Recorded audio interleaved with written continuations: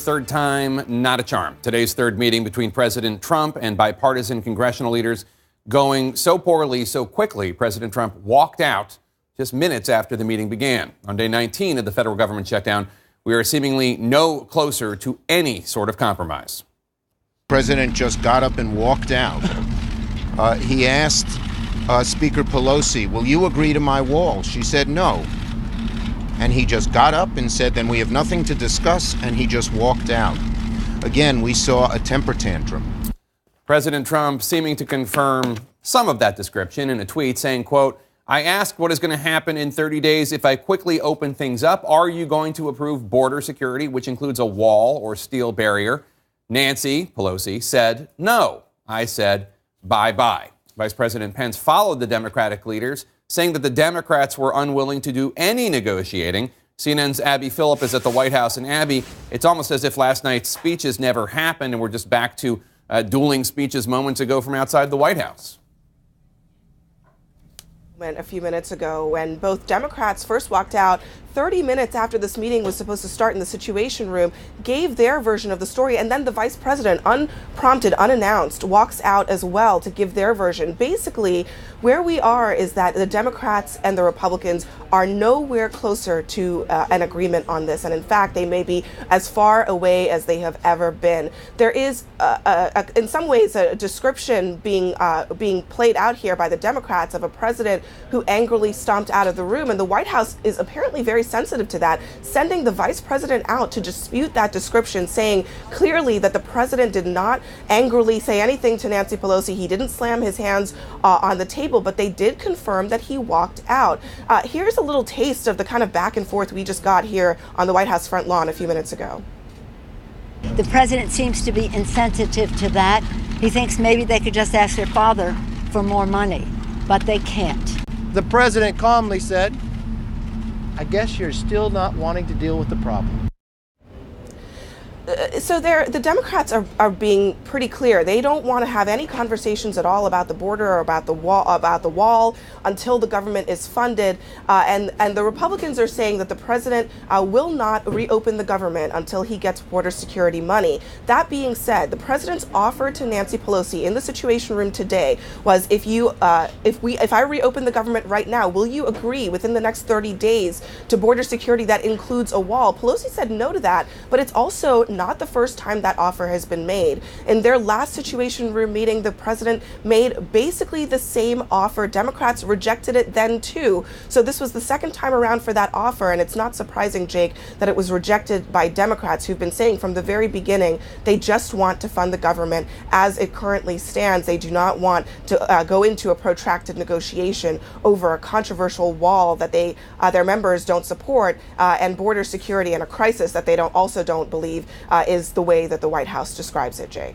All right, Abby Phillip, thanks so much. Let's talk about this all. Clearly, things have taken a horrific turn. It does seem as though Nancy Pelosi is closing the door to any wall funding as part of any agreement. And I wonder, since there is some history for big comprehensive immigration reform, which included some wall funding or at least border security funding, why she didn't just take that opportunity to say we would be willing to talk about anything if there were a big immigration reform package. But right now we're focused on opening the government. I mean, I think this goes back to trust, but and because both sides don't trust each other. There is no trust between any side of the different factions. And I'll tell you, being on the Hill today, they are dug in on either sides. While the president's speech wasn't exactly a resounding success, it did rally, particularly House Republicans, where you had a lot of members waving, and some may still vote with Democrats.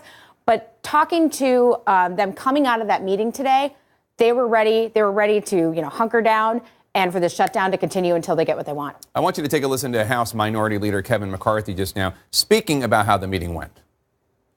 And the way they have displayed and their behavior is embarrassing to me. I tell the Democrats, get back into the room. Let's not leave. Let's solve this problem. Just as the president said, it doesn't even take 45 minutes. We're here and we want to work. Bill Kristol, your response? Yeah, I don't think we should necessarily take for granted that President Trump or the others are being entirely honest in characterizing exactly what was said, because I think your point is right. Look, there's an appropriations process. There will be a Homeland Security bill. There will be amendments in order in committee and probably on the floor. and they will get to vote on whether they want to have $5.7 billion for the wall or $1.6 billion or zero. Maybe Speaker Pelosi could have made that clearer to President Trump. He doesn't know a lot about how Congress works. But the Republicans do control the Senate. They can pass the 5.6 and send it over to the House. And so, I mean, the idea that he's not going to have a chance to make his case for his wall is ridiculous. And incidentally, he's had a chance to make his case for that for the last 2 years. And they could have even have tried to pass it on reconciliation, which only requires 50 votes. 51 votes, 50 plus the vice president, and they controlled, of course, the Senate. They could have done that, but they chose to go with tax reform and Obamacare and reconciliation. So the idea that he doesn't have a chance, that Republicans don't have a chance to get a vote on the wall or make a case for the wall unless the president shuts down a third of the government is simply false. Well, it's also false, as you note. Noah Rothman, the conservative commentator, did a long tweet about this. It's false that Republicans are unified around the wall. I mean, maybe they are right now, this minute, but there have been 2 years in which Republicans have been all over the map about the wall. And in fact, a lot of border state Republicans do not support the wall. A lot of border state Republicans don't support the wall because they realize what it's going to mean in terms of things like eminent domain. There are stories after stories of ranchers whose lands would be taken away, who would lose their livelihood, who would not have access to things like the river that they need in order to be able to ranch. I mean, talk to people like John Cornyn about this. But also, Republicans are not unified around this. We know that just in the U.S. Senate, there are at least 3 Republicans who have now publicly come out, Murkowski, Collins, and Gardner, and said we are ready to vote on reopening up the government. So there is no such unison in the Republican Party. And I think it's up to Republicans. Donald Trump doesn't care what Democrats says. And he says this is not political. Yes, it is political. It is so political that yesterday, hours before an address to Trump Nation, he sent out a political fundraising request based on that address. Republicans have got to demand that the president of the United States not act like a 72-year-old man baby having tantrums in the Situation Room or Oval Office and come to the table and negotiate. And Paul, speaking of President Trump saying that the Republicans are totally unified and, quote, there was no discussion about anything other than solidarity, which is what he said today. Take a listen to Republican Senator Susan Collins.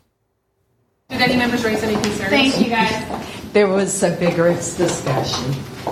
Thanks so much. Did you raise any concerns? Thank you. Sorry, really for You did. Susan Collins saying that she did raise some concerns that she has, and we know that she wants to vote on opening the government a clean bill, and she is one of 3 Senate Republicans that have called for that, Lisa Murkowski of Alaska, Cory Gardner of Colorado, and Senator Collins. Right, and that's the beginning, not the end, I think, of Republicans splitting off from the president. The wall's not terribly popular. The president says he wants a wall. By the way, I think he just got one. I think Nancy Pelosi is the wall. She told him no. Now, this is a man baby, as Anna says, who at age 3, according to the New York Times, his father was giving him $200,000 a year in today's money. At age 3, he was a millionaire. He was a rich man, a rich baby. And he's still a rich baby. But he's never before, I think, had someone look him in the eye, someone with equal power, look him in the eye and say, no. Nancy Pelosi raised 5 children. Believe me, she knows how to say no. So President Trump today saying he didn't want this fight at all. Take a listen. We really have to think about the people of our country. This is not a fight I wanted. I didn't want this fight. Okay. Now, of course, we know that the Senate, controlled by Republicans, voted for a clean bill, which funded the government and did not include border wall funding. And President Trump said, no, he's not going to sign it. And then this happened last month.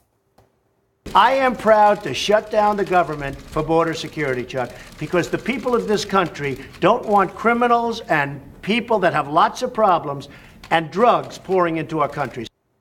So I think it's clear, just on a factual basis, he does want this fight. He wants the politics of it. He wants the rallying of Republicans and rallying the base. He wants the changing of the subject from the fact that Paul Manafort shared campaign data with somebody with ties to Russian military intelligence. He does want it. Absolutely. This is what he thinks this is politically good for him. And he even said in an aside at one of those press conferences that this is really politically bad for Democrats. What is he going to run on in 2020 if he doesn't have the wall to pound on, to say, is it finish the wall?